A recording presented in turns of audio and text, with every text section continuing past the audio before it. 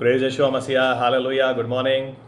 અને આજનો દિવસ યહોવાએ બનાવ્યો છે, આપણે તેમાં પુષ્કળ આનંદ કરીએ અને ઉત્સવ કરીએ. એ બહુ જ જરૂરી છે.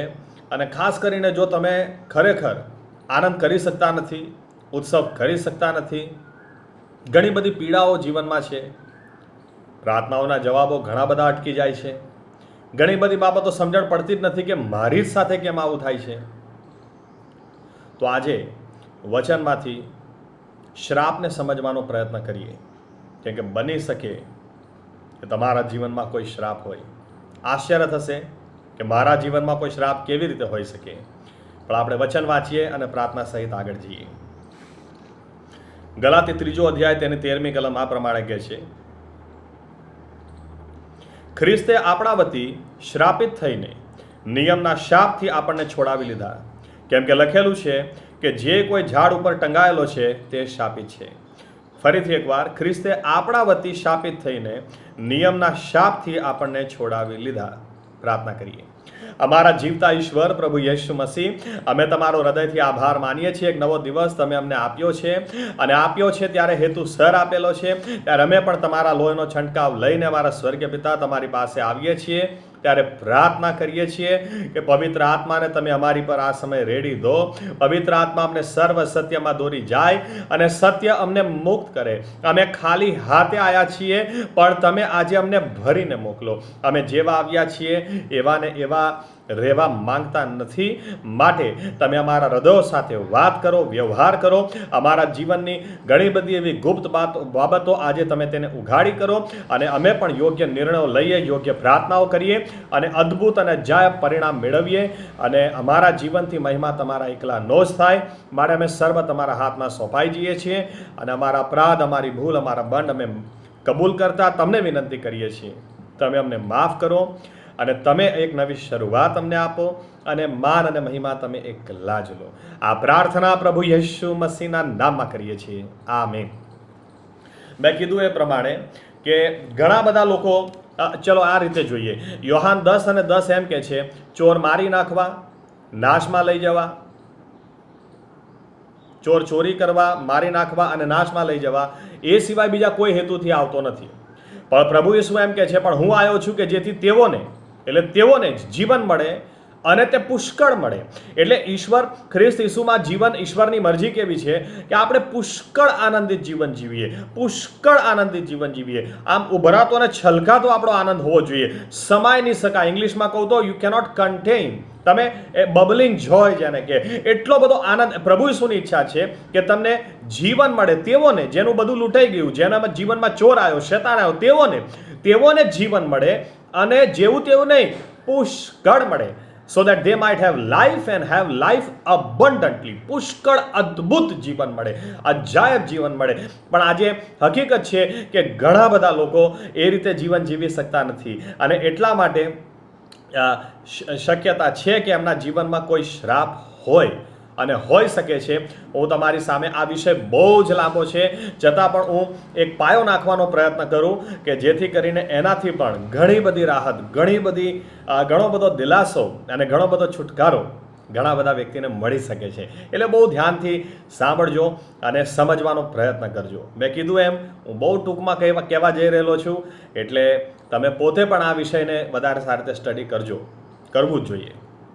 ઓકે, સૌથી પહેલાં તો હું એમ કહું કે જ્યારે બાઇબલ એમ કહે છે કે પ્રભુ ઈસુએ આપણને પોતે શ્રાપિત થઈને આપણને શ્રાપથી છોડાવી લીધા છે, એનો મતલબ આપણી ઉપર શ્રાપ હતો એટલા માટે પ્રભુ ઈસુએ છોડાવી લીધેલા છે. એટલે આ વિષય જો ખબર જ નહીં હોય કે કયા શ્રાપ હતા ને કેવા શ્રાપ હતા, તો ખબર બી નહીં પડે કે કેવી રીતે છોડાવ્યા, શેમાંથી છોડાવ્યા. અને એટલે ઘણા બધા લોકો હજુ પણ શ્રાપમાં જીવે છે, કેમ કે એને સમજી શકતા નથી. એટલે આપણે સૌથી પહેલાં તો એ વ્યાખ્યાનો વિચાર કરીએ. શ્રાપ એટલે શું? સિમ્પલ ભાષામાં કહું તો શ્રાપ એટલે આશીર્વાદનો વિરોધાભાસી. જો વરસાદ પડવો એ આશીર્વાદ છે, તો દુકાળ પડવો એ શ્રાપ છે. જો સાજાપણું એ આશીર્વાદ છે, તો બીમારી એ શ્રાપ છે. આશીર્વાદનું ઓપોઝિટ, આપણે કોઈને આશીર્વાદ આપીએ, પ્રભુ શું કીધું, કોઈને શ્રાપ ના આપો. કોઈ તમને શ્રાપ આપે તો તમે આશીર્વાદ આપો. એટલે કોઈ શ્રાપ આપે આનું કદી સારું જ નહીં થાય. આપણે આશીર્વાદ આપીએ, પ્રભુ શું તારું ભલું કરે. એટલે એક રીતે જોવા જઈએ તો આશીર્વાદ અને શ્રાપ એ વિરોધાભાસી છે. આશીર્વાદમાં આ થાય તો શ્રાપમાં એનું ઊંધું જ થાય. આશીર્વાદમાં તું ખુશ રહે તો આ શ્રાપમાં તું દુઃખી જ રહે. આશીર્વાદની અંદર તારા લગ્ન થાય તો શ્રાપમાં તારા તો કદી થાય જ નહીં. આશીર્વાદમાં તારા બાળકો થાય તો શ્રાપની અંદર તું હંમેશા વાજણી રહે, તમને કદી બાળક જ નહીં થાય. ટૂંકમાં જે આશીર્વાદ હોય એનાથી ઓપોઝિટ એ શ્રાપ. શ્રાપ છે ને એ નાશમાં નહીં લઈ જાય, સાંભળજો, પણ શ્રાપ છે ને એ ભરપૂર જીવન જીવવા નહીં દે, પીડાનો અંત જ નહીં આવે. અને જ્યારે માણસ એ પીડા સામે જજુમીને સ્વર્ગમાં જઈ શકે, એના પાપ માફ થયેલા છે, પણ શ્રાપમાંથી છુટકારો નથી મળ્યો. એટલે જો શ્રાપ નહીં હટે તો ઘણા લોકો આજે ને એને થોડા વખત પછી શક્યતા છે કે એ લોકો નમતું જોખી દે. આ બધી પીડા, આ બધા પ્રશ્નો, કંટાળો અને વિશ્વાસી જીવનમાં હવા નીકળી જાય, જેથી કરીને પછી એ લોકો આત્મિક જીવનમાં આગળ નહીં વધી શકે. શ્રાપ તમને નરકમાં નહીં લઈ જાય. તમને બાળકો નહીં હોય તો તમે નરકમાં નહીં જાઓ. લગ્ન તમારા નહીં થાય તો તમે નરકમાં નહીં જાઓ. તમે બીમારીમાં મરી જશો તો કંઈ નરકમાં નહીં જાઓ. તમારી પાસે હંમેશા દેવું ને દેવામાં જ રહેશો તો કંઈ નરકમાં નહીં જાઓ. પણ એ બધી બાબતો તમને કદી શાંતિથી જીવવા નહીં દે, કદી આનંદથી જીવવા નહીં દે. અને એટલે શક્યતા છે કે ઘણા બધા વિશ્વાસીઓ આજે નિરાશામાં જીવે છે. ઘણા બધા મોંથી બતાડે છે અમે તો વિશ્વાસી છીએ, પણ અંદરથી તૂટેલા છે. પ્રશ્નો છે કે મારા પ્રશ્નોના નિરાકરણ કેમ આવતા નથી? કેમ કે શક્યતા પૂરેપૂરી છે કે એમના જીવનમાં કોઈને કોઈ શ્રાપ હોય. એ શ્રાપ તમને નરકમાં નહીં લઈ જાય, પણ એ શ્રાપ જો લાંબો સમય ટક્યો રહેશે અને ટકેલો જ રહેશે તો શક્યતા ખરી કે તમે અને હું કોઈક દિવસ જો શ્રાપ હોય તો વિશ્વાસ હારી જઈએ, હિંમત હારી જઈએ, પડતું મૂકી દઈએ અને એ બાબત આપણને પછી નરકમાં લઈ જાય. અને એટલે ગંભીરતાથી આને સમજવું બહુ જરૂરી છે. એટલે મેં પહેલાં જ તમને કીધું, આ સિમ્પલ સમજણ લઈએ તો આશીર્વાદ અને શ્રાપ એ વિરોધાભાસી છે. એટલે શ્રાપ એટલે શું? આશીર્વાદનો વિરોધી. બીજી બાબત તમને કહું, અને એક બાજુ પ્રભુ ઈસુની ઈચ્છા શું છે કે તમે જીવન જીવો ને પુષ્કળ જીવો, ભરપૂરીમાં જીવન જીવો, પુષ્કળ આનંદ, પુષ્કળ ખુશી આપણી પાસે હોવી જોઈએ. હું એવું નથી કહેવા માંગતો પુષ્કળ પૈસા હોય, ઢગલે ઢગલા હોય. હું એ કહેવા માંગુ છું આનંદ હોય, ખુશી હોય, એટલી બધી કે જેને તમે સીમા, જેને કન્ટેન નહીં કરી શકો, જેને કાબુ જ નહીં કરી શકો, કંટ્રોલ નહીં કરી શકો, એટલું બધું આપણી પાસે આનંદ અને ખુશી હોવી જોઈએ. કેમ કે પ્રભુ ઈસુએ કીધું તેઓને જીવન મળે અને તે પુષ્કળ મળે. આ પૃથ્વી પરની વાત કરેલી છે. એટલે તમારા જીવનમાં શ્રાપ હોય, માની લો, તો તમે કેવી રીતે શોધી શકો કે શ્રાપ છે મારા જીવનમાં? જો શ્રાપની ખાસિયત શું છે? એ ચક્કર ચાલે. ચક્કર શોધી કાઢો. ચક્કરનો મતલબ દાદા હાર્ટ એટેકથી મર્યા, પપ્પા હાર્ટ એટેકથી મર્યા, હવે મને લાગે છે મને હાર્ટ એટેક જ આવશે. ચક્કર શોધો. દાદા એ દેવામાં જ જીવ્યા, સરકારી નોકરી હતી તોય દેવામાં જ જીવ્યા. પપ્પા સરકારી નોકરી હતી તોય દેવામાં જ જીવ્યા. મારે બી સરકારી નોકરી છે પણ મારે દેવું હટતું જ નથી. આ શ્રાપ છે. ચક્કર શોધવાનું. પેઢી દર પેઢી શ્રાપ, પેઢી દર પેઢી ચાલે. બીમારી પેઢી દર પેઢી નહીં ચાલે, શ્રાપ પેઢી દર પેઢી ચાલે. દાદાને ડાયાબિટીસ હતું, પપ્પાને ડાયાબિટીસ, હવે મને બી ડાયાબિટીસ આવશે. પેઢી દર પેઢી જે ચાલે એ શ્રાપ છે.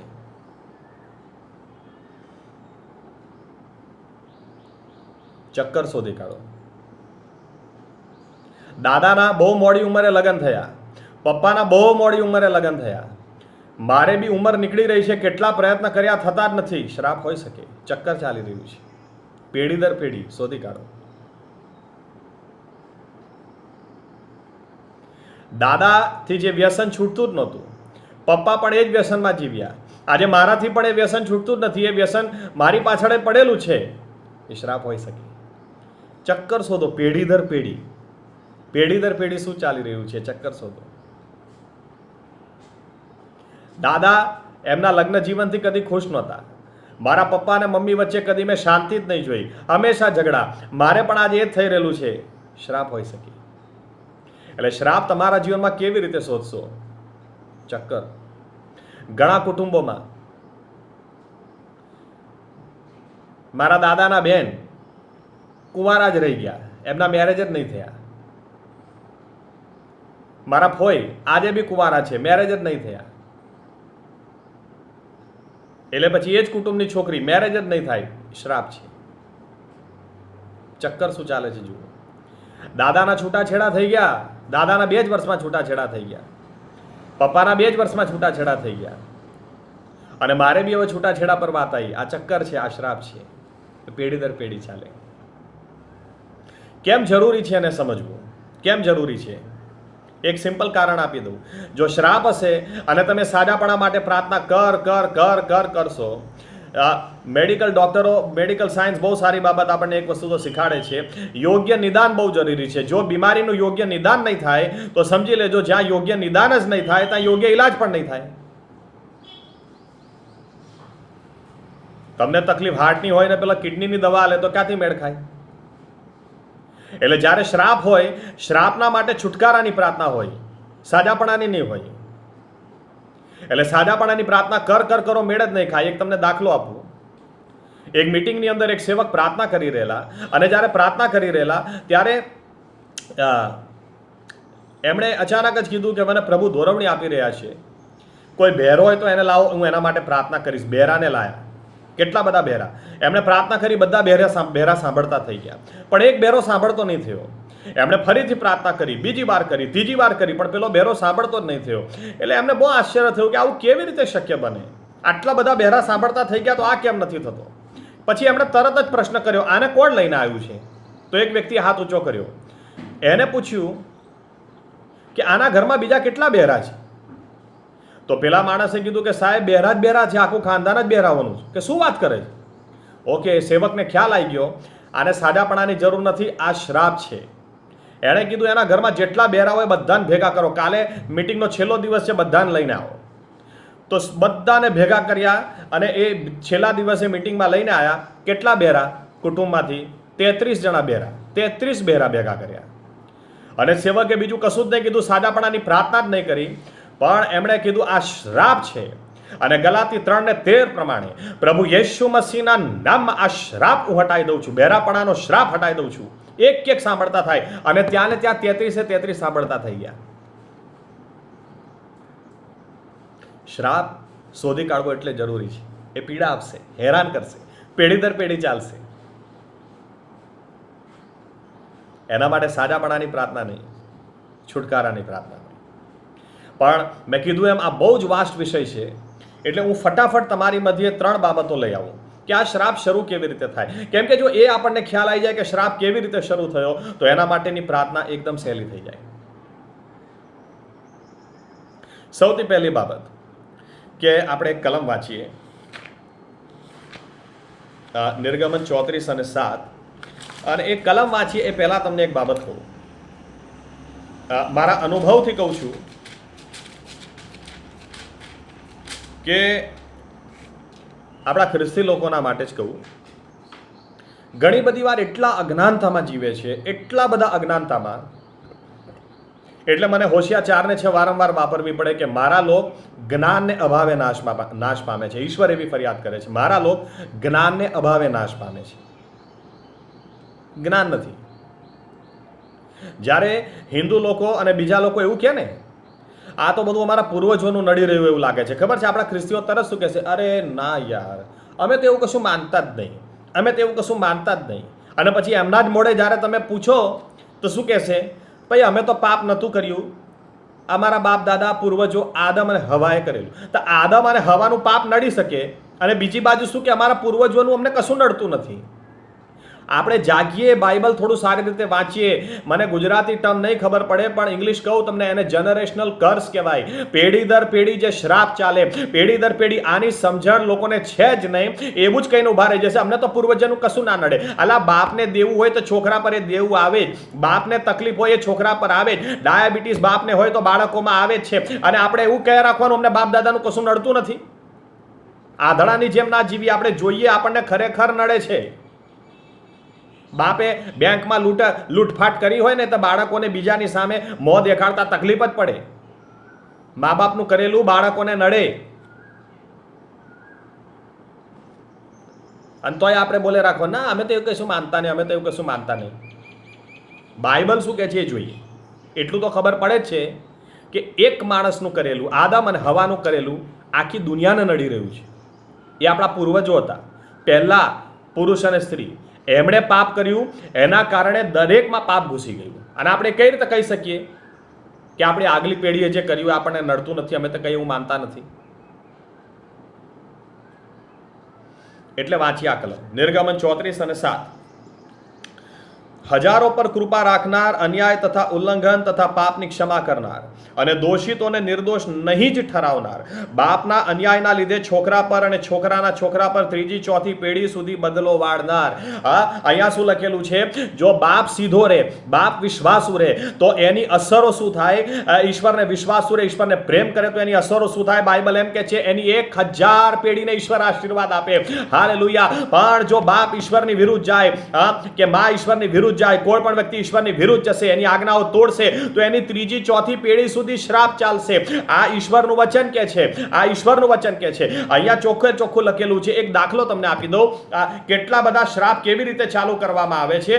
3 રસ્તા તમને આપું. પહેલો રસ્તો એ કે આપણા બાપ દાદાઓએ કશું કર્યું હોય, આપણા બાપ દાદાઓએ કશું ખોટું કર્યું હોય. દાખલા તરીકે ઈશ્વરની આજ્ઞા તોડો. બાઇબલ એમ કે છે જે બી મા બાપને પોતાના મા બાપને શ્રાપ આપે, ગમે તેવા મા બાપ હોય, મા બાપનું સન્માન રાખો. મા બાપને શ્રાપ કદી જ નહીં અપાય.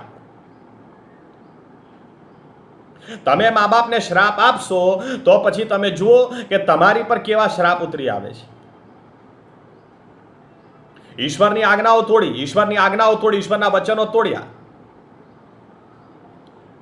એટલે જે સીધો નહીં રહે, જે ઈશ્વરના વચનો તોડે જ જાય. ઈશ્વર કહે છે કોઈ બી કોરેલી મૂર્તિની પૂજા નહીં કરવાની. સૂરજ હોય, ચાંદો હોય, અરે કોઈ બી હોય, ગમે તેવી મૂર્તિ હોય, પછી પ્રભુ ઈસુની બી કેમ ના હોય, મૂર્તિની પૂજા નહીં કરવાની. બાઇબલ એમ કે છે ઈશ્વરની આરાધના, ઈશ્વર આત્મા છે, એની આરાધના આત્માથી ને સત્યતાથી થવી જોઈએ, વચન પ્રમાણે થવી જોઈએ. એટલે કોઈ બી મૂર્તિ નહીં, કોઈ પણ આકૃતિ આગળ નહીં. જો માણસ પોતાની જાતને એ આકૃતિ આગળ નમાવે, ઈશ્વરની આજ્ઞાઓ તોડે, તો એની ત્રીજી ચોથી પેઢી સુધી શ્રાપ ચાલશે. બાપે કશું ખોટું કર્યું હોય, એની અસરો બાળકો પર આવશે, આવશે ને આવશે. હવે તકલીફ એ છે, મેં કીધું એ પ્રમાણે, કે જો બાપને કશું ખોટું કર્યું હોય, કે એમના પપ્પાએ કશું ખોટું કર્યું હોય, આપણે બીજી ત્રીજી ચોથી પેઢી હોઈએ અને આપણે પીડામાં જીવીએ, આપણે શ્રાપમાં જીવીએ, તો આપણને તો કેવી રીતે ખબર પડે કે એમણે શું પાપ કરેલું, એમણે શું ભૂલ કરેલું? અને એટલા માટે એક બહુ સારો રસ્તો, આની પર એટલા બધા દાખલા આપી શકું, પણ હું તમને કહું, માં સીધી નહીં રહે તો બાળકો બી સીધા નહીં રહે.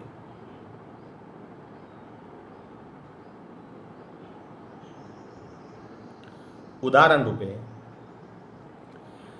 માં એવા વ્યક્તિ જોડે લફડું કરે કે જેને 2 છોકરા છે,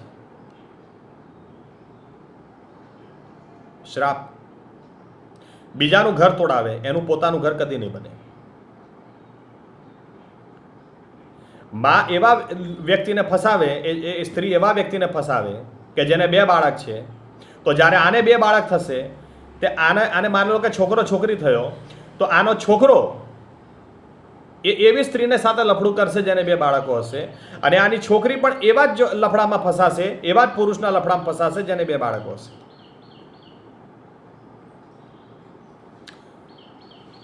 આ શ્રાપ છે. પણ ઘણીવાર મેં કીધું એમ, ઉદાહરણ તો એટલા બધા છે મારી પાસે, પણ આપણે ઈલાજ પણ જોઈ લઈએ. હવે ખબર જ ના હોય, ઘણા બધા પીડામાં જીવતા પણ એમને ખબર જ નથી. ડાયાબિટીસની શરૂઆત એમનાથી નથી થઈ, હાઇપરટેન્શનની શરૂઆત એમનાથી નથી થઈ, બીપીની શરૂઆત એમનાથી નથી થઈ. પેઢી દર પેઢી આવી રહેલું છે, આગલી પેઢીથી આવી રહેલું છે. આગલી પેઢીએ શું ભૂલ કરી, આગલી પેઢીએ શું ખોટા પગલાં ભર્યા, આગલી પેઢીએ કઈ ઈશ્વરની આજ્ઞાઓ તોડી, આપણે નથી જાણતા. પણ આપણે શું કરી શકીએ છીએ? જે દાનિયેલે કર્યું. આપણે વાંચીએ દાનિયેલ તેનો 9મો અધ્યાય,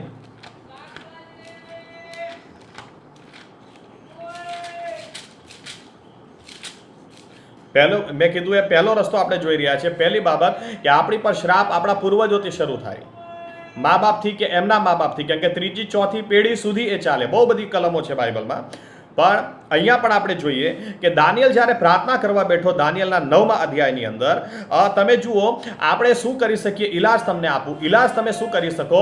ઇલાજ તમે એમ કરી શકો, તમે એમ કહી શકો, અમારા પૂર્વજોના પાપ તમે કબૂલ કરો, પૂર્વજોના પાપ તમે કબૂલ કરો, અને સાથે સાથે તમારા પાપ તમે કબૂલ કરો. ઘણાને એવું લાગે, વિચિત્ર પણ લાગે કે પૂર્વજોના પાપ અમે શું કરવા કબૂલ કરીએ? જો પૂર્વજોના પાપ કબૂલ કરવાથી પૂર્વજોના પાપ માફ નહીં થાય, પણ એનો રેલો જે આપણા સુધી આવે છે એ અટકી જશે. ઉદાહરણ રૂપે હું એમ કહું, જ્યારે કે પ્રભુ યેસુ મસીહ મારા પપ્પાએ માની લો કે બેંક લૂંટી હોય, હવે મને કોઈ બી એમ કહે કે તારા પપ્પા તો લૂંટારૂ હતા, એટલે પછી હું વિચાર કરું એને મારી નાખું, કાપી નાખું, આમ કરી નાખું, તેમ કરી નાખું. એ જૂઠ છે. હકીકત શું છે કે મારે એ વસ્તુનો સ્વીકાર કરી લેવાનો, મારે એ વસ્તુનો સ્વીકાર કરી લેવાનો કે વાત સાચી છે. મારા પપ્પાએ બેંક લૂંટેલી, વાત સાચી છે, હું બેંક લૂંટારાનો દીકરો છું. જ્યારે હું આ કબૂલ કરી લઉં તો મારા પપ્પાને એમના પાપની માફી નહીં મળી જાય, પણ એનો રેલો જે મારા સુધી આવતો હતો ને એ અટકી જશે. અને આ બાબત એટલી અદ્ભુત અને અજાયબ છે કે એ આપણા માટે એટલા બધા આશીર્વાદના રસ્તાઓ ખોલી દે છે. તમે જુઓ, દાનિયેલ એ ગુલામીમાં ગયો, શાદ્રાક, મેશાક, અબેદનગો ગુલામીમાં ગયા. એમનો વાંક નહોતો, એ તો પ્રાર્થનાવાદી હતા, એ તો ઈશ્વરનો ભય રાખનાર વ્યક્તિઓ હતા, છતાં પણ એ લોકોને ગુલામીમાં જવું પડ્યું. કેમ? એમના પૂર્વજોના લીધે. વાંકા એ થયેલા, આડા એ થયેલા, મૂર્તિ પૂજકો એ થયેલા, ઈશ્વરને એ લોકોને છોડી દીધેલા. એટલે સાઉલ, દાખલા તરીકે સાઉલ ઈશ્વરથી દૂર જતો રહ્યો, ઈશ્વરની આજ્ઞાઓ તોડવા લાગ્યો. યોનાથાનનો શું વાંક હતો? યોનાથાન તો આત્મિક હતો, તો એ સાઉલ માર્યો ગયો, એ પેલા યોનાથાન માર્યો ગયો. મા બાપ જે પગલા ઉઠાવે એની અસરો બાળકો પર આવે જ, બીજી પેઢી પર આવે જ. અને એટલા માટે દાનિયેલ જ્યારે પ્રાર્થના કરવા બેઠો ને, તો દાનિયેલ પ્રાર્થના કરવા બેઠો તો જુઓ, તમે 9મો અધ્યાય આખો વાંચી લેજો, પણ હું તમને થોડી કલમો બતાડું. 16મી કલમમાં એ શું કહે છે? હે પ્રભુ, કૃપા કરીને તારા સર્વ ન્યાયી કૃત્યો પ્રમાણે તારો કોપ તથા તારો ક્રોધ તથા યરૂશાલેમ નગર પરથી, એટલે તારા પવિત્ર પર્વત પરથી પાછો ફેરવ. પછી જો, અમારા પાપોના લીધે, એવું નથી કહેતો ખાલી પેલાના ના, હું પણ એમનો દીકરો છું, એટલે હું બી. આપણે તો ઘણી વાર શું કરીએ, હવે એમણે પાપ કર્યું, મારે શું? ના, શું? એટલે આપણે જોડેલા જ છીએ. આદમ અને હવા પાપ કર્યું તો આપણે શું ને, આપણે જોડેલા જ છીએ. એટલે દાનિયેલ શું કહે છે? અમારા પાપ, એટલે પૂર્વજોના બી કબૂલ કરી રહ્યો છે. અમારા પાપોના લીધે તથા અમારા બાપ દાદાઓના દુરાચરણને લીધે યરૂશાલેમ તથા તારા સર્વ લોકો અમારી આસપાસના સર્વની નજરમાં નિંદા પાત્ર થયા છે. દાનિયેલ, આ પહેલો રસ્તો. જો પૂર્વજોના પાપોના લીધે કઈ શરૂઆત થઈ છે, તો આપણે એમના બી પાપ કબૂલ કરીએ, અને કબૂલ કરીએ પ્રભુ યેશુઆ, એમનાથી જે ભૂલ થઈ હોય, જે ખોટું થયું હોય, પણ મારા જીવનમાં આ શ્રાપ છે, તો હું કબૂલ કરું છું, એમનો જ દીકરો છું, એમનો જ ભાઈ, એમની જ બહેન છું, એમનો જ છું. આ મને પણ તમે માફ કરો, એમના પાપ માફ કરો, મને પણ માફ કરો. પરિણામ શું આવશે? એનો પૂર્વજોને માફી નહીં મળી જાય, બાપ દાદાઓને માફી નહીં મળી જાય, એનો રેલો આવતો અટકી જશે. અને તમારી પર જ્યારે રેલો આવતો અટકી જશે, તમે જુઓ, હજુ આ બાબત ઈશ્વરને કેટલી ગમે છે. તમે જુઓ 20મી કલમ. હું બોલતો હતો અને પ્રાર્થના કરતો હતો, એવામાં બાઇબલ એમ કે છે ગાબ્રિએલ દૂત આવી ગયો. અને ગાબ્રિએલ દૂત આવી ગયો, આગળની કલમ તમે વાંચો. અને ગાબ્રિએલ દૂત આવીને શું કહે છે 23મી કલમમાં? તે વિનંતી કરવા માંડી તે વખતે પ્રભુની આજ્ઞા થઈ, તેથી તને માહિતી આપવા સારું હું આવ્યો છું, કેમ કે તું અતિ પ્રિય છે, માટે તું આ વાતનો વિચાર કર અને સંદર્શન સમજ. તમે જુઓ, દાનિયેલ જ્યારે પોતાના પાપ કબૂલ કર્યા, પોતાના પૂર્વજોના પાપ કબૂલ કર્યા, એણે કબૂલ કર્યું કે અમે પૂર્વજોના લીધે આજે ગુલામીમાં છીએ, એમના કારણે આજે અહીંયા છીએ, અમે બી સીધા છીએ, અમને બી અમારા પાપ તું માફ કર. ત્યારે બાઇબલ એમ કે છે ઈશ્વરને એટલી બધી આ બાબત ગમે છે, કારણ કે રેલો આવતો અટકી ગયો. રેલો, છુટકારો ઇઝરાયલીઓનો એમને નથી આવ્યો, પણ દાનિયેલે પ્રાર્થના કરી, કબૂલાત કરી કે હા, એ લોકોનો વાંક, એ લોકોની ભૂલ, એના કારણે આજે આ પરિસ્થિતિ આવી. અને જ્યારે એ બાબત કબૂલ કરી, ત્યારે બાઇબલ એમ કે છે ઈશ્વર ગાબ્રિએલ દૂતને મોકલીને શું કે છે? એને જઈને કહે છે કે તું મારો અતિ પ્રિય છે, you are my beloved. Hallelujah, hallelujah. એટલું જ નહીં કે ઈશ્વર એને એમ કે છે, હવે તે સંદર્શન જે જોયા છે ને, ચલ હવે બધાનો સમજ બી તને આપું. દૂત ઈશ્વરે મોકલી દીધો. આ બાબત ઈશ્વરને કેટલી બધી ગમે છે, કેમ કે ઈશ્વરને ખબર છે કે આ બાબત એ આપણને કેટલી બધી હેરાન કરે છે. એ છૂટથી જીવવા નહીં દે. અરે તમારા જીવનમાં તપાસ કરો. દાદાને હતું અને દાદીને હતું કે પપ્પાને હતું, અને આજે મને બી છે, તો એ ચક્કર આપણને ખબર ના હોય એ લોકોની શું ભૂલ હતી, પણ આપણે એટલું તો કહી શકીએ, હા પ્રભુ યેશુઆ, એ લોકો અધૂરા હતા, નબળા હતા, એમણે પાપ કર્યા, અને એટલે આજે એની અસરો અમારા સુધી આવી છે. અમે કબૂલ કરીએ છીએ કે એ બી નબળા હતા, એમના પાપોની તમે ક્ષમા કરજો. અમે કબૂલ કરીએ છીએ, અમને પણ મારા પાપોની તમે માફી આપજો. જ્યારે આ રીતે પ્રાર્થના કરશો, એમને માફી નહીં મળી જાય, પણ એમનો જે રેલો આપણા સુધી આવે, આપણે આદમ અને હવાના પાપ કબૂલ કરીએ, આદમને હવાને એનાથી માફી નહીં મળી જાય, પણ એનો રેલો આપણા સુધી જે આવ્યો એ અટકી જશે. હાલેલુયા, છુટકારો આવી જશે. ઈશ્વરને એટલી બધી બાબત ગમી કે ઈશ્વરે એટલું જ નહીં, દાનિયેલને કદાચ માગ્યું, કલ્પ્યું, વિચાર્યું એનાથી વધારે આપી દીધું. એઝરાએ પણ, જ્યારે ઇઝરાયલીઓ પાછા આવ્યા ત્યારે એઝરાએ પણ, તમે વાંચી શકો એઝરાનો 9મો અધ્યાય, લગભગ 5મી 6ઠી કલમથી આગળ છે. હું બધા રેફરન્સ આપવા જઈશ તો બહુ લાંબુ થઈ જશે. એઝરાએ પણ ત્યાં જઈને કબૂલ કર્યું, એણે પણ પોતાના પાપ કબૂલ કર્યા, પોતાના પૂર્વજોના પાપ કબૂલ કર્યા. અમે ગુલામીમાં એમને નહોતા ગયા, અમારે ગુલામીમાં જવાની જરૂર એમને નથી પડી. ઈર્મિયા બોલીને બિચારો રડીને થાકી ગયો, પણ અમારા પૂર્વજોએ સાંભળ્યું જ નહીં, સ્વીકાર્યું જ નહીં, એટલે ગયા. એણે પૂર્વજોના પાપ કબૂલ કર્યા. આજે કેટલા બધા લોકો આમાં પીડાઈ રહેલા છે, પણ છુટકારો છે. એમના પાપ કબૂલ કરી લો. ના ખ્યાલ આવે, ખબર ના હોય તો દાનિયેલે કર્યું એ પ્રમાણે કબૂલ કરી લો, અને એનો રેલો તમારા સુધી આવતો અટકી જશે. આજે જ અજાયબ છુટકારો તમને જોવા મળશે.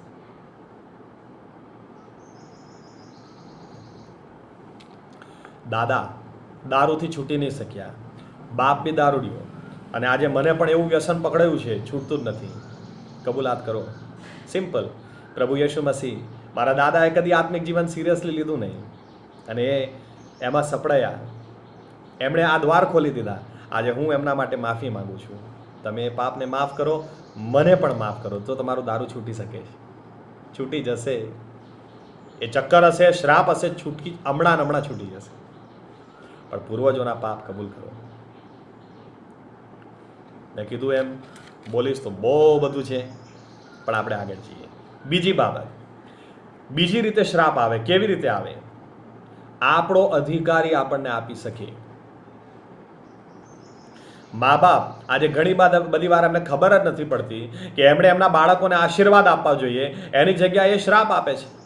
ઈશ્વરે લેવીઓને કીધેલું, તમે યાદ રાખજો, તમે અધિકારીઓ છો, તમને મેં મારી જગ્યાએ અહીંયા મૂકેલા છે. ગણનાનો 24મો અધ્યાય છેલ્લી 4-5 કલમો તમે વાંચો તો ઈશ્વર એમ કહે છે, આ રીતે તમારે ઇઝરાયલીઓને આશીર્વાદ આપવાનો. એટલે ઇઝરાયલીઓને તમે શ્રાપ ના આપો, તમે અધિકારી છો. કહેવાનો અર્થ છે કે તમે શ્રાપ આપશો તો એમને શ્રાપ લાગશે, કેમ કે તમે અધિકારીઓ છો. તમારા હેઠળ જે બી હોય, તમારા અધિકાર નીચે જે બી આવશે, એને તમે શ્રાપ આપશો તો શ્રાપ લાગશે. એટલે શ્રાપ ના આપો.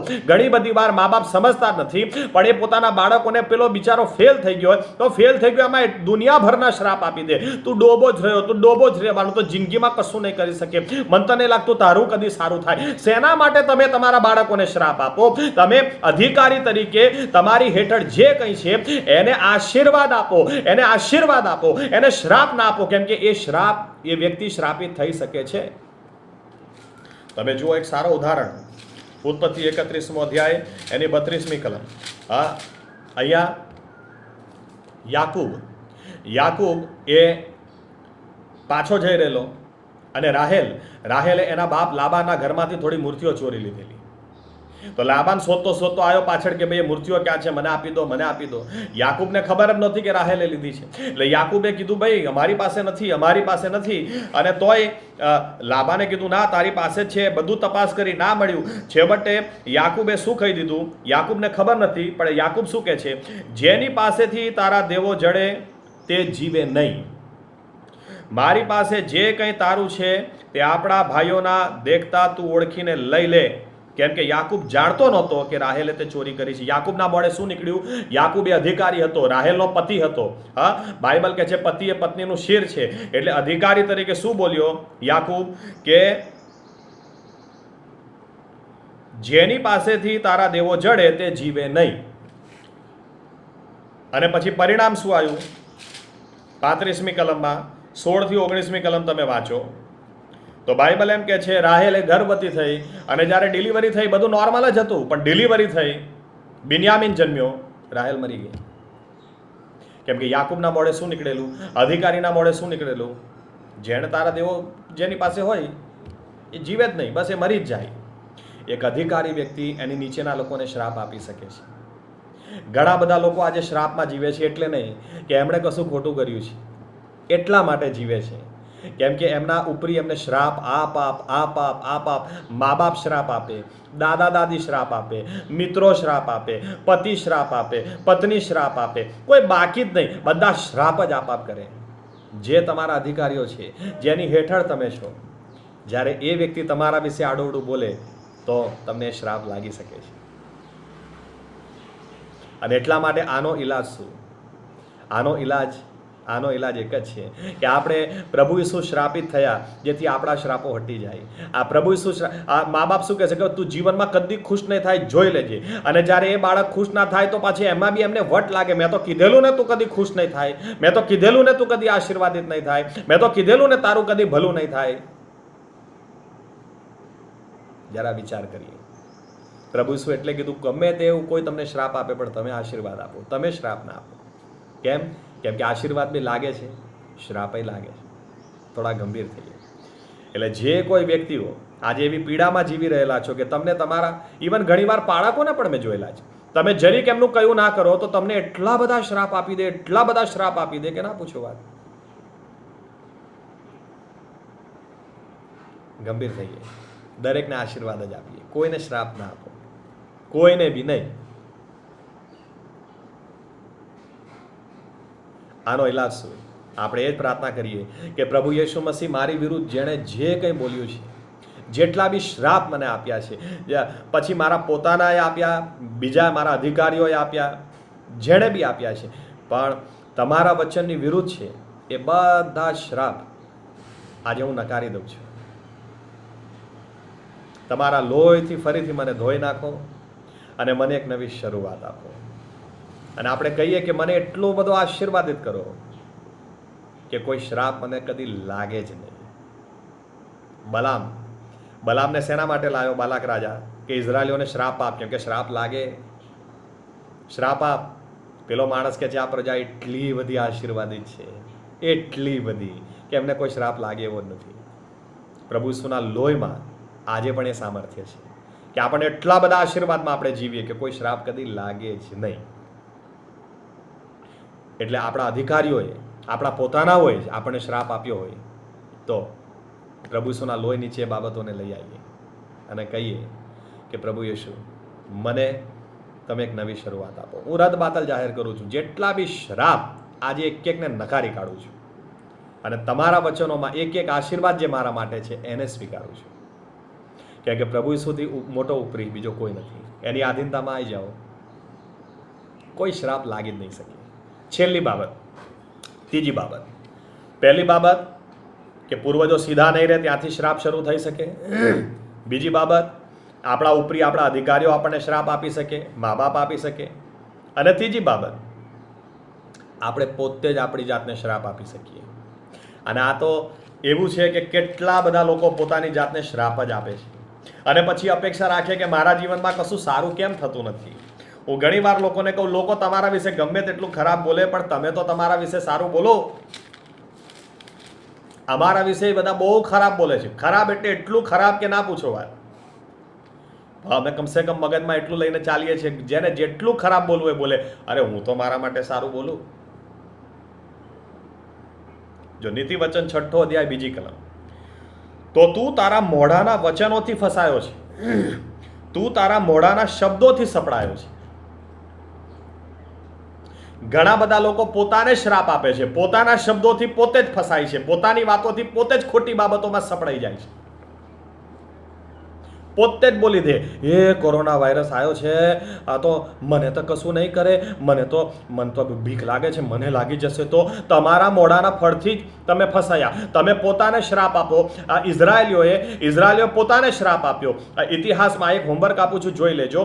આ ગણનાનો 14મો અધ્યાય એમ કે છે, ઇઝરાયલીઓએ નક્કી કરી લીધું અમે કનાનમાં ના જ જઈ શકીએ, અમે નહીં જ જઈ શકીએ, અમે નહીં જ જઈ શકીએ. અરે ઈશ્વર કે છે તમે જઈ શકશો, પણ આ કે છે અમે નહીં જ જઈ શકીએ, નહીં જ જઈ શકીએ. તો પછી એ લોકો પોતે જ પોતાની ઉપર એટલો બધો ભયંકર શ્રાપ ઉતારી લાયા કે બધા અરણ્યમાં રખડીને મરી ગયા, પણ કનાન સુધી ના જ જઈ શક્યા. એ શ્રાપ ઈશ્વરે નતો આપ્યો, એ પોતે બોલીને જ પોતા પર લાયેલા. ઈશ્વરે કીધું હવે એ બોલ્યા જ છે કે અમે ન જ જઈ શકીએ, તો પછી એ ન જ જઈ શકે. પણ મેં તમને એટલે કીધું ઇતિહાસમાં આ બાબત સ્ટડી કરજો, કેમ કે ઇતિહાસમાં આ બાબત નોંધાયેલી છે કે જે દિવસે એ લોકોએ ઈશ્વરનો આ નકાર કર્યો એ દિવસ એ મહિનો આવનો મહિનો હતો. હું આપણા પ્રમાણે કહી દઉં તો ઓગસ્ટની 9મી તારીખ હતી, અથવા આવ મહિનાની 9મી તારીખ હતી. અને આવ મહિનાની 9મી તારીખ તમે ઇતિહાસમાં જોઈ લેજો. એ દિવસ ખરેખર ઇઝરાયલીઓ માટે, યહૂદીઓ માટે એટલો બધો શ્રાપી છે કે જેટલા મોટા મોટા બનાવો એ બધા યહૂદીઓની વિરુદ્ધ ઇતિહાસમાં થઈ ગયા, એ બધા એ જ તારીખે થયા. કેમ કે આ શ્રાપ છે, આ ચક્કર ચાલ્યો. ચક્કર કેવી રીતે ચાલ્યો? કોણે ચાલુ કર્યો? પોતે જ પોતાના મોઢે ચાલુ કર્યો. મારા જીવનમાં તો બહુ ગડબડી છે, એટલે મારા કુટુંબમાં બી ગડબડી તો રહેવાની જ છે. અરે ગમે તે તમે બોલો, તમે તમારા મોઢાના વચનોથી સપડાયા, ફસાયા છો. બાઇબલ એમ કે છે પોતે તો પોતાને શ્રાપ ના આપો. એક બહુ સારા સેવિકા છે જોવાન હન્ટર કરીને, જ્યારે એકવાર એમની સાક્ષી હું વાંચતો હતો ત્યારે એમણે કીધેલું વર્ષો સુધી ઓક્ટોબર મહિનો આવે એટલે હું માદી પડી જાઉં. કેમ કે ઓક્ટોબર મહિનો આવે, 1-2 વાર માદી પડી જઈશ તો હું પોતે જ બોલું, એ ઓક્ટોબર મહિનો આવ્યો, લાગે છે હવે હુમલો થશે, લાગે છે મારે તો આ મહિનો માંદગીમાં જ જશે. અને પછી માદી પડું ને જાય. વર્ષો પછી મને ખ્યાલ આવ્યો આ તો કોઈ મને માદું નથી પાડતું, હું જ પોતાને શ્રાપ આપું છું, હું જ પોતાને બોલીને માંદગી બોલાવું છું. મારા મોઢાના શબ્દોથી હું ફસાઈ છું. આજે કેટલા બધા લોકો, એમને કોઈ શ્રાપ આપે કે નહીં આપે, પણ એ પોતાને આપે છે. પોતાને શ્રાપ આપ જ કરે છે. અરે તમે તો પોતે ઈશ્વરને આશીર્વાદ આપો. તમે જ્યારે એમ કહો મને તો લાગે મને ડાયાબિટીસ થઈ જશે, આ થઈ જશે. મને તો લાગે થાઇરોઇડ મને થવાનો છે, થઈ જશે. તમે પોતે તો પોતાના માટે સારું બોલો. તમે વિચાર કરજો તો ખ્યાલ આવશે. આ બાબતમાં આપણે બધા સપડાયેલા છીએ. જેણે આપણી વિરુદ્ધ જે ખોટું બોલ્યું, જે ખોટું કર્યું, પણ દુઃખની વાત તો એ છે કે આપણે પોતે જ આપણા માટે કેટલી બધી વાર, હું કદી સુખી નહીં થવું, મને નહીં લાગતું મારી લાઈફ કદી સેટલ થાય, મને નહીં લાગતી મારા કુટુંબમાં કદી શાંતિ આવે. આપણે પોતે જ કેટલા શ્રાપ પોતાની જાતને આપ્યા છે. અને આ તો હકીકત છે કે ઘણીવાર બીજાને તો ચિંતા ના કરી યાર, અરે બધું સારું થઈ જશે, શું કરવા ગુસ્સો કરે છે, શું બીજાને તો એટલી સારી સલાહ સૂચન આપીએ, પણ જ્યારે પોતાની વાત આવે તો આપણે પોતાના આશીર્વાદો નથી આપ્યા, શ્રાપ જ આપ્યા છે. અને ત્યાંથી જ આ ચક્કર ચાલુ થઈ જાય. તમે પોતાને શ્રાપ આપો, ચક્કર ચાલુ થઈ જાય. ઇઝરાયલીએ પોતાને શ્રાપ આપ્યો, ચક્કર ચાલુ થઈ જ ગયો, પેઢી દર પેઢી ચાલુ થઈ ગયો. આજે જો તમે પોતાને શ્રાપ આપેલા છે, પછી ગુસ્સામાં આપ્યા હોય, નિરાશામાં આપ્યા હોય, હતાશામાં આપ્યા હોય, તો આજે તમે દાખલા તરીકે દાદા દેવામાં જીવ્યા, પપ્પા દેવામાં જીવ્યા, મન તો લાગે છે મારે તો પૈસાનું સુખ મને કદી જ નહીં મળે, મારે દેવામાં જ જીવવું પડશે. આ શ્રાપ આગલી પેઢીથી તો ચાલુ થયો, પણ તમે આવું બોલીને ફૂલ ફોર્સ આપી દીધો. જે શ્રાપ તમે ચાલુ કર્યો છે એના માટે તમે પસ્તાવો કરો અને કહો આનો ઈલાજ શું? આનો ઈલાજ એ જ કે પ્રભુ યેશુ તમે શાપિત થઈને મારા બધા શ્રાપ હટાવી લીધેલા છે, તો હવે હું શેના માટે શ્રાપમાં જીવું? હું શેના માટે પોતાને શ્રાપ આપું? શ્રાપ મારા તમે લઈ લીધા, તમે બધા શ્રાપ પોતાના માથે લઈ લીધા, જેથી હું આશીર્વાદિત થઈને જીવું. તો આજે હું નક્કી કરું છું, હું પસ્તાવો કરું છું કે મારા બધા શ્રાપ જે મેં પોતાને આપ્યા છે તમે મને માફ કરો, પણ આજથી હું પોતાના આશીર્વાદ જ આપીશ, આશીર્વાદ જ આપીશ, આશીર્વાદ જ આપીશ. હું બીજા જે મને કહે, પણ હું પોતાની જાતને આશીર્વાદ જ આપીશ. આ 3 બાબતો આપણે સમજી જઈએ, દરેક શ્રાપ ખતમ થઈ જશે, જડ મૂળથી નીકળી જશે, એની અસરો જડમૂળથી નીકળી જશે, અને આપણે જીવન જીવીશું એમ નહીં, જીવન અને પુષ્કળ જીવન જીવીશું. હાલેલુયા. એવું કરવાને માટે પ્રભુ યેશુ તમારી મારી આપણા બધાની સહાયતાને મદદ કરે. પ્રાર્થના કરીએ. અમારા જીવતા ઈશ્વર પ્રભુ યેશુ આ મસીહા, તમે શાપિત થયા જેથી અમે આશીર્વાદિત થઈએ. તમે પ્રભુ યેશુઆ શાપિત થયા અને તો પણ અમે શ્રાપમાં જીવીએ તો એ અફસોસ કહેવાય, એ દુઃખની બાબત કહેવાય. તમે ખરેખર ઈચ્છો છો કે અમે પુષ્કળ આશીર્વાદમાં જીવીએ, પુષ્કળ જીવન જીવીએ, પુષ્કળ આનંદિત જીવન જીવીએ, અને એટલા માટે જે કંઈ વ્યવસ્થા તમે અમને આપી છે એના માટે અમે તમને ધન્યવાદ આપીએ છીએ અને પ્રાર્થના કરીએ છીએ પ્રભુ યેશુઆ મસીહા, આજે જે વચન પ્રમાણે અમે બાબતો શીખી છે પ્રભુ યેશુઆ, તમે ઈચ્છતા જ નથી અમે પીડામાં જીવીએ, તમે ઈચ્છતા જ નથી અમે બીમારીમાં જીવીએ, તમે ઈચ્છતા જ નથી કે અમે અમે કોઈ પણ પેઢી દર પેઢીના શ્રાપમાં જીવીએ, અમારા અધિકારીઓએ બોલેલા શ્રાપમાં જીવીએ, કે અમે પોતે પોતાના બોલેલા શ્રાપમાં જીવીએ, અને એના માટે પ્રભુ યેશુ અમારા પૂર્વજોએ કરેલા પાપ અમે કબૂલ કરીએ છીએ, એની અસરો અમે કબૂલ કરીએ છીએ કે અમે ગુનેગાર છીએ, અમે એવા પ્રભુ યેશુ અધૂરા અને નબળા અને પાપી લોકોના બાળકો છીએ. અમને ક્ષમા કરો પ્રભુ યેશુ, એમને ક્ષમા કરો, એમના પાપને ક્ષમા કરો, અમને ક્ષમા કરો. એનો રેલો રોકી દો. સાથે સાથે પ્રભુ યેશુ મસીહ, તમે પ્રભુ યેશુ મસીહા અમારા વડીલો, અમારા આગેવાનો, અમારા મા બાપો જે કોઈ અમને શ્રાપ આપ્યા છે, આ સમયે અમે પણ એમને માફ કરીએ છીએ અને પ્રાર્થના કરીએ છીએ. એ બધા શબ્દો પ્રભુ યેશુ અમે એ અધિકારીઓની હેઠળથી નીકળી અને તમારા અધિકાર હેઠળ આવીએ છીએ પ્રભુ યેશુ. અને તમે કહો છો તું મારા માટે મૂલ્યવાન છે, તું મારા માટે સન્માનને પાત્ર છે, મેં તારી રચના ભયજનક ને આશ્ચર્યજનક રીતે કરેલી છે, ત્યારે એ બાબતો અમે સ્વીકારી લઈએ છીએ પ્રભુ યેશુ મસીહ. અમે ત્રીજી બાબત નક્કી કરીએ છીએ કે અમે પોતે પોતાની જાતને ઘણીવાર શ્રાપ આપ્યા છે, અમને ક્ષમા કરજો.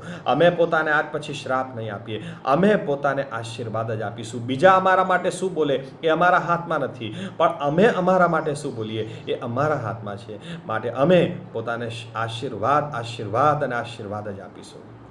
અને ચોક્કસ આજથી, હમણાંથી અમે જીવન નહીં જીવીએ, ખાલી જીવન નહીં જીવીએ, જીવન અને તે પુષ્કળ જીવીશું, અને એવા જીવનથી તમને માન અને મહિમા અપાવીશું. અને જેણે જેણે આ પ્રાર્થના કરેલી છે એના જીવનોને માટે પ્રભુ યેશુ મસીહા, અમે શેતાનને યાદ કરાવીએ છીએ કે હવે તારો અધિકાર ખતમ થઈ જાય છે. પ્રભુ યેશુ મસીહના નામમાં તારા અધિકારોને અમે તોડી દઈએ છીએ. એક એક વ્યક્તિ પરથી, એક એક કુટુંબો પરથી, એક એક જગ્યાએ છુટકારો આવે. હમણાં ને હમણાં સાદાપણું આવે, શાંતિ આવે, જીવન આવે, અને તે પુષ્કળ આવે અને રે પ્રભુ યેશુ મસીહના નામમાં. આમીન. પ્રભુ યેશુ મસીહ તમને સર્વને પુષ્કળ આશીર્વાદિત કરે. આમીન.